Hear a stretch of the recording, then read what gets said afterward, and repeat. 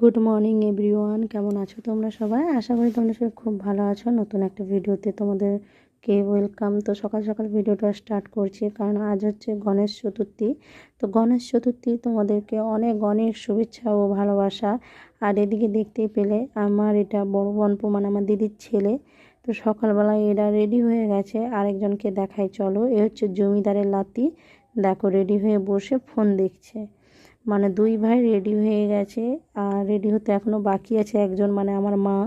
আমি তো 2-3 দিন ছিলাম না, তাই মাকে রেখে দিয়ে গেছিলাম আমাদের বাড়িতে, কারণ ছেলেরা ছিল তার কারণে। আর এদিকে দেখো দুই ভাইকে পয়সা দিয়ে দিয়েছি তো তার জন্য। আর এদিকে দেখো আমার বোনপুর কাণ্ড, সে হচ্ছে ভিডিওতে আবার পয়সা দেখাচ্ছে। আমি তাকে বলছি দেখাস না, দেখানোর দরকার নেই, বেশি তো দেইনি, 100 টাকা দিয়েছি, খাবার কিনে নিস।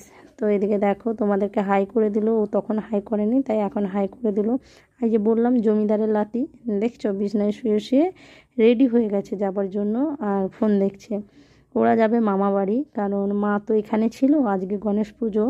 তো মায়েদের এখানে গণেশ পুজো হচ্ছে, তাই লাতিদেরকে নিয়ে যাচ্ছে। দিদির ছেলে তো যাবেই, সাথে আমার বড় ছেলেকেও নিয়ে যাচ্ছে। আর ওই দেখো মা ঘাটে জামা কাপড়গুলো ঝেঁকে দিয়ে এসে রেডি হয়ে বেরাবে। আর এখানে দেখো আমাদের ঘরের আগের দিকে একদম দুর্গাপুজো হবে, তার জন্য প্যান্ডেল পড়ে গেছে। আজকে তার খুঁটি পুজো। তো এমনি জাস্ট বাঁশগুলো গেড়ে রেখেছে, খুঁটি পুজো করবে তারপরে প্যান্ডেল হবে।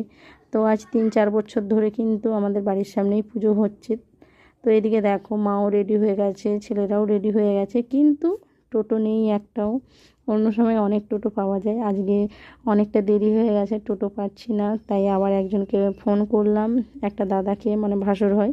তো সে এলে ওদেরকে নিয়ে যাবে, আমাদের বাস স্টপেজের কাছে ছেড়ে দিলে ওরা বাড়ি চলে যাবে। তো দেখো তোমাদের সঙ্গে কথা বলতে বলতে কিন্তু টোটো চলে এসছে। তো এদের যাওয়ার পালা। আমার ছোটো ছেলে কিন্তু এখন নেই, সে চলে গেছে টিউশনি, কারণ তার পরীক্ষা চলছে, সে কিন্তু যেতে পারবে না আর আমিও যেতে পারবো না। তো ওর জন্য বড় ছেলেকে মা নিয়ে যাচ্ছে সাথে করে।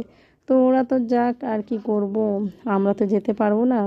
আর ছেলের পরীক্ষা, তার জন্য আমি যেতে পারলাম না, না হলে আমি প্রত্যেক বছরই যাই। ওখানে গেলে খুব আনন্দ হয়, মজা হয়, তার জন্যই বাপের বাড়ি চলে যাই। তো ওরা তো চলে গেল আমাকে টাটা করে দিয়ে। তো আমি এবারে বাড়ি চলে যাচ্ছি। আর এদিকে দেখো আমার অবস্থা পুরো ঘেমে নিয়ে একদম, সকাল থেকে যা গরম, তার উপরে মা এক গামলা ঝেঁকে দিয়ে গেছে, বলে দিয়ে গেছে যে এই কাপড়গুলো সব কেচে নেবে। তো চলো, ভিডিওটা ভালো লাগলে অবশ্যই তোমরা লাইক কমেন্ট শেয়ার করো, নতুন হলে পেজটাকে ফলো করে দিও। তো দেখা হচ্ছে অন্য কোনো ভিডিওতে, টাটা।